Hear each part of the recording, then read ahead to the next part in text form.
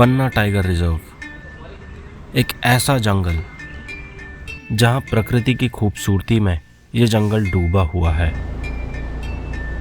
और इस खूबसूरत से दिखने वाले जंगल में शान से घूमते हैं यहाँ के बाघ,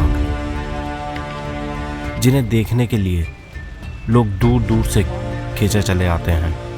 मेरे पन्ना के पिछले ट्रिप में ऐसे हमने पन्ना के कुछ शानदार बाघों को करीब से देखा और जाना था, जहाँ एक तरफ हमें यहाँ की फेमस टाइग्रेस P141 अपने बच्चों के साथ दूर से आती हुई मिली थी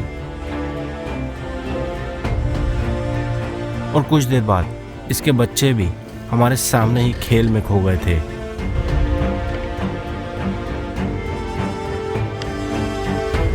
और वहीं दूसरी ओर हमने पन्ना के किंग 663 को करीब से देखा था।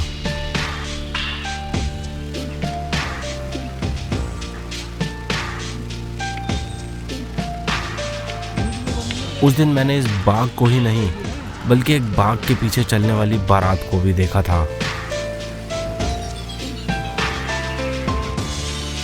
ऐसा मंजर आपकी याददाश्त में परमानेंटली बस जाता है। इन कुछ खास और फेमस टाइगर्स के अलावा हमने यहाँ के आने वाली पीढ़ी के टाइगर जैसे P652 के मेल कब को भी देखा था। बाघ बेहद संवेदनशील और शांत जीव होते हैं, पर फिर भी कुछ लोगों के मन में इन बाघों को देखकर डर और एक सवाल आता है। के लिए मैं खुद एग्जाम्पल हूँ, क्योंकि मैं 2 फुट की 3 फुट की दूरी पे टाइगर के गिर चुका हूँ, वो भी सफारी के दौरान पिछले ईयर। तो आपको कैसे, मतलब आप क्या बाइक पे थे या जिप्सी पे थे या कैसे हुआ कि आप 2 फीट की दूरी तक कैसे? तो इसी शांत और खूबसूरत जीव को ढूंढने के लिए मैं एक बार फिर से अपनी किस्मत को आजमाने के लिए निकल चुका हूँ और देखते हैं कि पन्ना में इस बार हमें क्या देखने को मिलता है।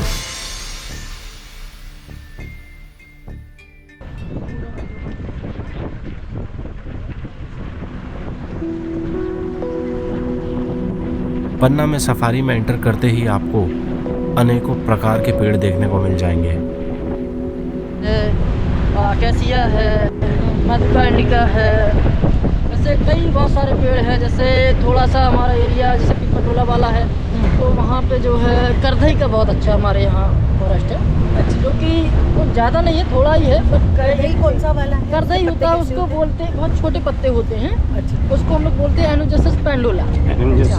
हाँ, तो उसका जो हमारा मेन जो पार्ट है वो हमारे MP में शिवपुरी, ग्वालियर, श्योपुर जो 3 डिस्ट्रिक्ट हैं जो राजस्थान के बॉर्डर पे पड़ते हैं उस तरफ, तो उस पर ज़्यादा है हमारे यहाँ।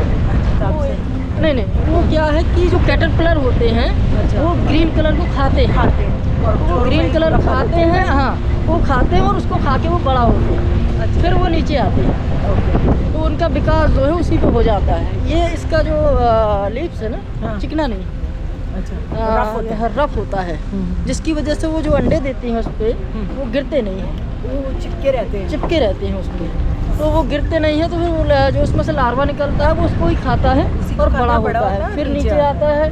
नीचे आप देखेंगे रास्ते के किनारे आपको कुछ मकड़ी के जाले की तरह दिखेगा पार्ट। अच्छा, हाँ, कुछ थोड़े से हिस्से में वो उसके नीचे जो है वो लार्वा होता है। अच्छा, वो अपनी प्रोटेक्शन के लिए जी, तो वो उसके अंदर रह के अपना जो है बॉडी का विकास करता है वहीं पे। अच्छा, और वैसे ही जो टेम्परेचर होता है उस हिसाब से बटरफ्लाईज और भी जो इंसेक्ट है वो तैयार होते हैं उससे। अच्छा, हाँ, तो ये प्रोसेस है उसकी है हमारी। मध्य प्रदेश में जहां आपको सुबह की सफारी में 5.25 घंटे मिलते हैं, वहीं शाम की सफारी में आपको लगभग 2.25-3 घंटे मिलते हैं। इसीलिए ये बहुत ज़रूरी हो जाता है कि आपको आपका टारगेट क्लियर होना चाहिए, तभी आप किसी एक टाइगर पे थोड़ा टाइम दे पाते हैं। और इसीलिए हम सुबह को हुई मूवमेंट के हिसाब से यहाँ शुरू में ही रुक जाते हैं।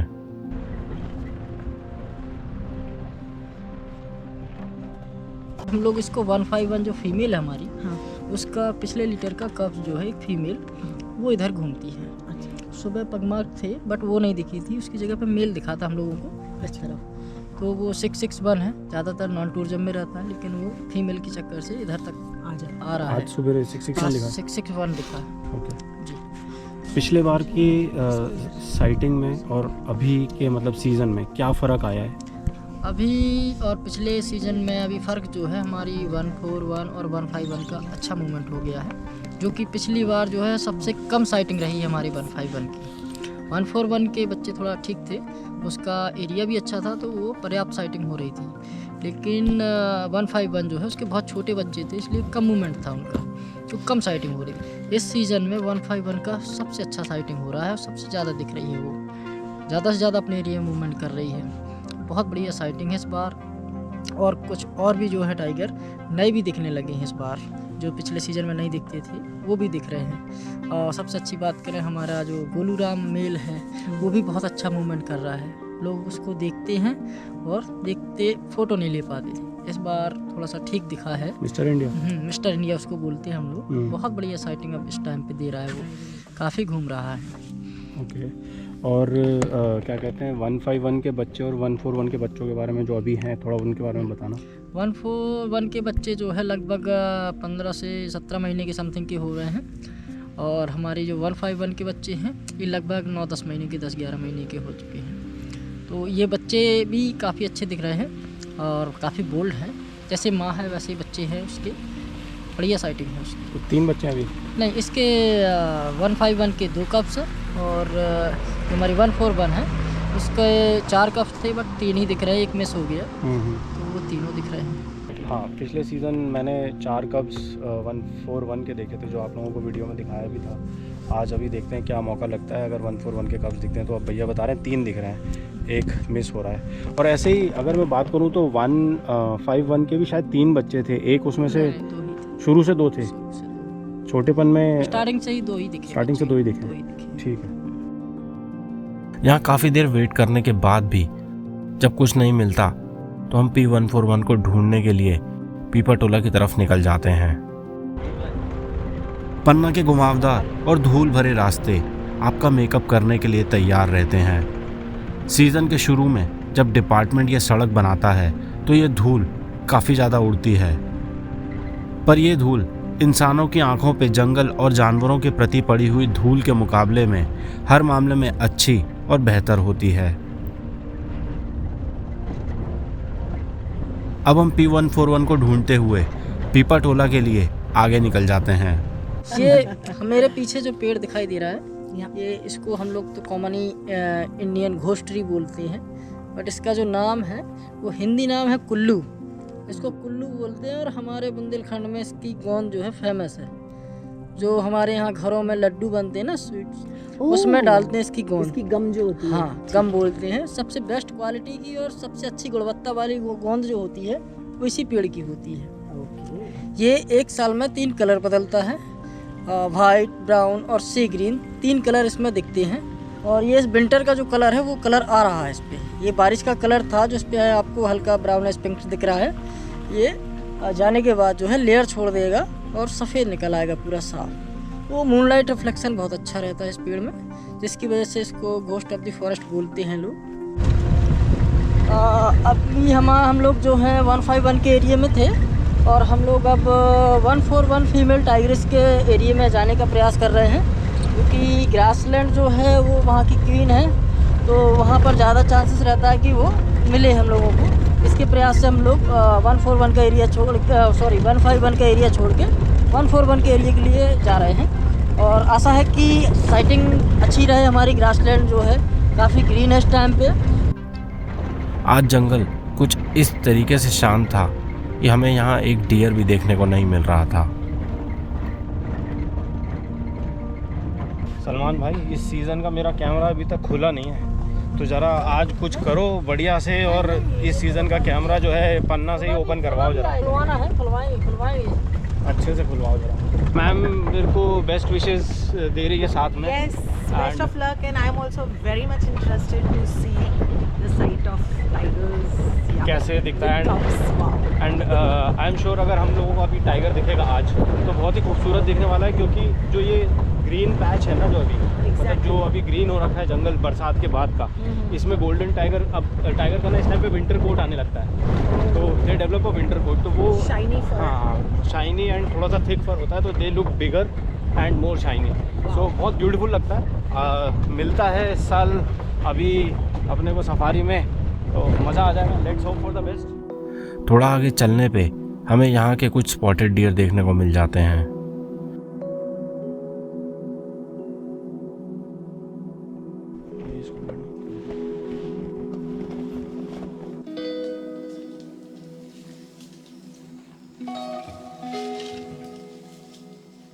सर्दियों के दिनों में आप इन डियर के एंटलर्स को ग्रो होता हुआ देख सकते हैं और इन्हीं दिनों में आपको इनके सींग यानी एंटलर्स पे एक वेलवेट की बारीक सी लेयर देखने को मिल जाती है।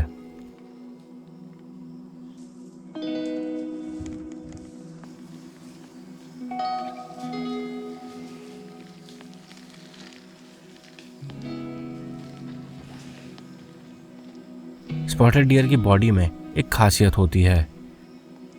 इनकी बॉडी पे आपको आगे से पीछे तक जाती हुई एक ब्लैक लाइन देखने को मिल जाएगी, जिसको देख के ऐसा लगता है जैसे ये बॉडी के दोनों साइड को आपस में एक बराबर से डिवाइड कर रही हो, जो कि बहुत सुंदर लगती है। हम P141 को ढूंढने के लिए पीपा-टोला की तरफ निकल जाते हैं। सलमान भैया, कोई आपके साथ कोई ऐसा इंसिडेंट हुआ आज तक टाइगर के साथ, जो लोग टाइगर को बदनाम करते हैं कि टाइगर डेंजरस है एंड क्या कहते हैं लोगों के ऊपर अटैक करते, तो आपका क्या उसके बारे में राय है या क्या हुआ आपके साथ?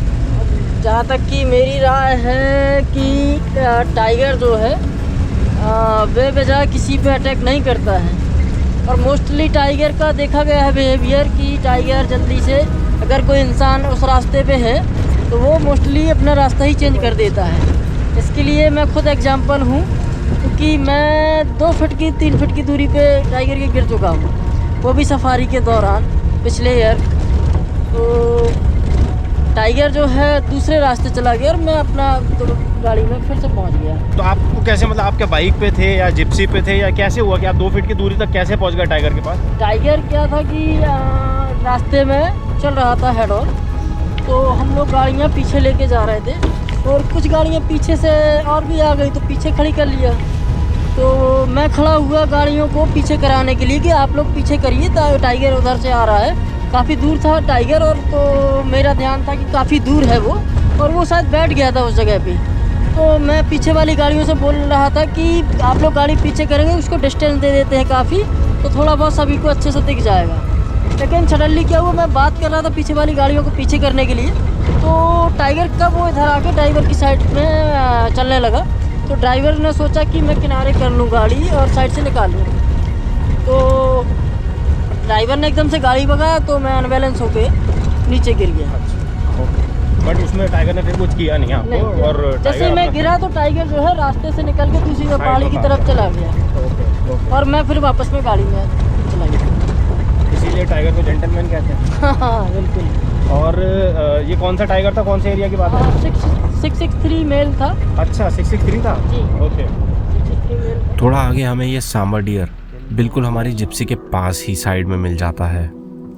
यहाँ ये फीमेल सांबर डियर आराम से पेड़ की टहनी से पत्तियों को निकाल के एक एक करके खा रही थी, मानो जैसे इसकी टंग इस पेड़ की टहनियों और कांटों के बीच से फिसल के इन पत्तियों को आराम से निकाल रही थी। ऐसे ही हम यहाँ आगे बढ़ रहे थे तो हमें यहाँ पे ये एक पेड़ देखने को मिल जाता है, जिस पे काफ़ी ऊपर तक भालू के चढ़ने के निशान मौजूद हैं। वो भी बताएगा, ये देख रहे हैं ये जो निशान बने, ये पूरे भालू के ऊपर तक, देखिए कितने ऊपर तक है। इस पे देखिए अभी आपको पिंक कलर के भी निशान दिख रहे होंगे जो कि नए हैं स्क्रैच। अच्छा, ये आपको पता चल गया कि न्यू निशान? मान लीजिए नीचे से नहीं समझ में आया तो नहीं भी होगा तो चेक करेगा। चेक करेगा। नहीं ऐसे गाड़ी थोड़ी, पैदल में है अगर आप तो भालू को तो अटैक मान लीजिए 100%। पक्का है, पक्का। कुदरत ने भी जीवों को बहुत सोच समझ के बनाया है। जहाँ एक ओर उसने भालू को नुकीले और पैने नाखून दिए हैं, वहीं दूसरी ओर उसे घने और मोटे बाल भी दिए हैं, जिसकी वजह से वो आराम से पेड़ों पे चढ़ के मधुमक्खी के छत्तों से शहद निकाल के खा लेता है। ये रिवर में आइलैंड है, रिवर दोनों तरफ, उस तरफ भी है इस तरफ भी है। शाम ढलती जा रही थी और हम आगे बढ़ते जा रहे थे कि तभी हमें यहाँ रास्ते में आगे एक कॉल सुनाई दे जाती है। लेते चलो, लेते चलो, लेते चलो, बहुत ही धीरे से, बहुत ही धीरे से। यहाँ पे आए हैं पलट के, 2 कॉल हुई हैं और 2 कॉल के बाद बंद हो गई। कुछ आता पता नहीं है, ढूंढ रहे हैं हम, देख रहे हैं।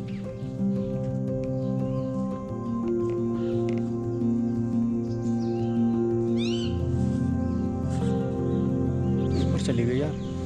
ऊपर से लेक ऊपर। पहले तो नीचे थी, पहले यहाँ थी। ऐसे लगने लगता है ना कई बार हम लोग। नहीं, वहाँ बहुत तेज आई थी, यहाँ तो बहुत हल्की आ रही है। कुछ देर हम यहाँ इस कॉल के लिए वेट कर ही रहे थे, तभी हमें यहाँ ये एक फ्लेम बैक वुडपेकर देखने को मिल जाती है। ये टीक का पेड़ है। कहाँ कहाँ? ये वो फ्लेम बैक है ना? Flame back.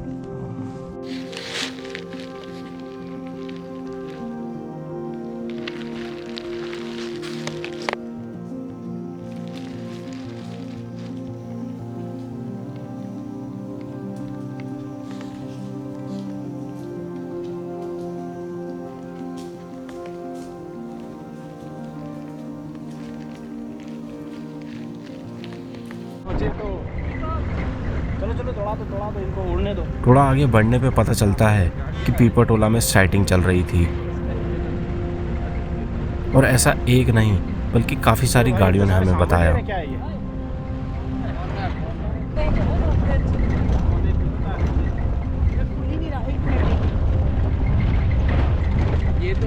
मैम मिल जाएंगे, टाइगर के लिए चलते हैं अभी पहले ना।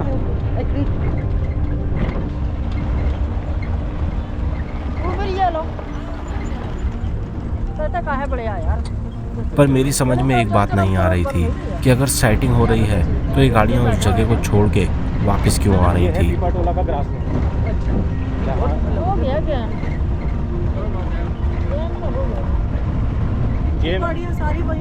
गेम हो गया यार, गेम हो गया, मुझे लग रहा है गेम खत्म हो गया। बताइए था कि चले फिरे। अगर आप ठीक से समझो तो इसका मतलब साफ था चले फिरे कि वहाँ गेम पूरा हो चुका है, क्योंकि हो रही साइटिंग को छोड़ के इतने लोग वापस कभी नहीं आ रहे होते। अंदर ही दिखे वहीं।